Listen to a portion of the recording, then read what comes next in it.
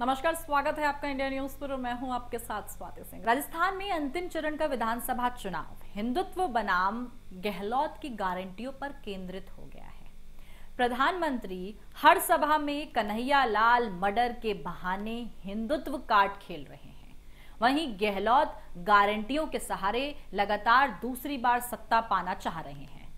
सियासी जानकार इस पर कहते हैं कि बीजेपी खास रणनीति के तहत बार बार लाल डायरी और कन्हैया लाल मर्डर की बात उठा रही है। कांग्रेस गहलोत की योजनाओं के दम पर वापसी का दावा कर रहे हैं। राजनीतिक विश्लेषकों के अनुसार सीधी लड़ाई गहलोत बनाम मोदी की चल रही है। मोदी साधे राजस्थान इसी तरह के स्लोगन दिखाई देते हैं, वहीं गहलोत जानते हैं कि भाजपा यहां पेपर लीक का राग अलप कर नुकसान पहुंचाने की तैयारी कर रही है। इसके तोड़ के लिए उन्होंने युवाओं को ध्यान में रखते हुए 7 गारंटी की बात छेड़ दी है।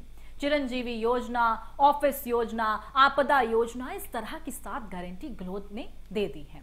गहलोत की साफ तौर पर गारंटियां सामने आई और जनता इस पर भरोसा करेगी नहीं करेगी ये वोटिंग के दौरान पता लगेगा। साफ है कि गहलोत यहां अपनी योजनाओं का दम पर चुनाव लड़ना चाह रहे हैं।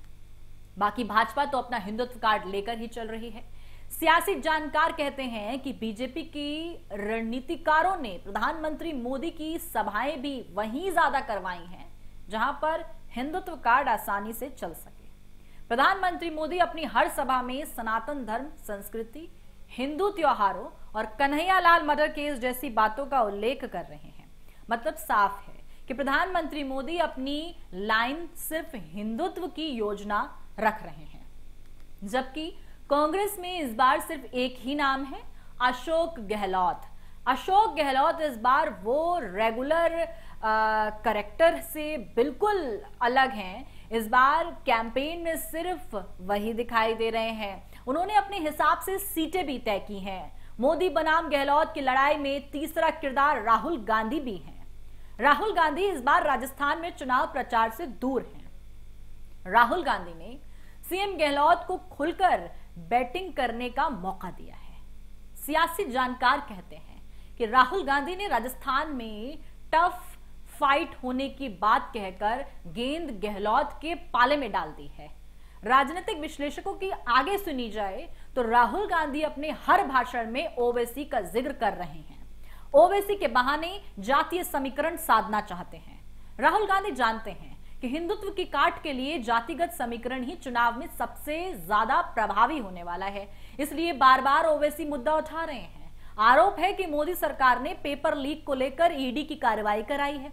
कहीं ना कहीं कांग्रेस भी जानती है कि इसको लेकर वो बैकफुट पर है। सियासी जानकार कहते हैं कि सीएम गहलोत की गारंटियों का तोड़ बीजेपी के पास नहीं है, इसलिए घुमा फिरा कर हिंदुत्व का कार्ड खेला जा रहा है। बीजेपी ने विधानसभा चुनाव में एक भी मुस्लिम को वोट नहीं दिया, जबकि कांग्रेस ने 15 मुसलमानों को उम्मीदवार बना दिया। बीजेपी का एजेंडा साफ है। सीएम गहलोत बार बार ओपीएस पर जोर दे रहे हैं।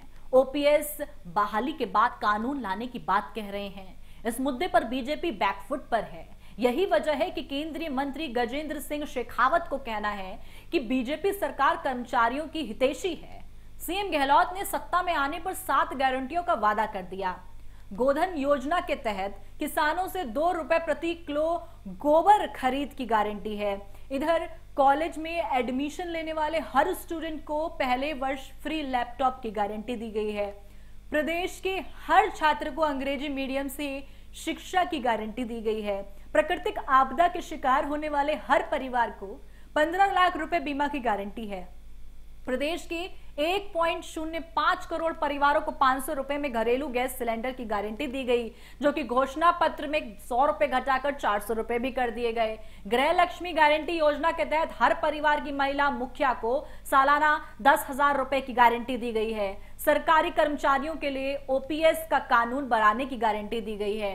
यानी कि एक तरफ कांग्रेस अपनी गारंटियों के साथ, घोषणाओं के साथ चुनावी मैदान में है, दूसरी तरफ बीजेपी अपना वही पुराना एजेंडा लेकर चुनावी मैदान में नजर आ रही है। ऐसे में देखना यह है कि राजस्थान की जनता किस ओर जाती है। बीजेपी की ओर दिखाई देती है या कांग्रेस की तमाम गारंटियों पर भरोसा करती है? इससे जुड़ी तमाम अपडेट के लिए हमारे साथ बने रहें और देखते रहें इंडिया न्यूज़। धन्यवाद।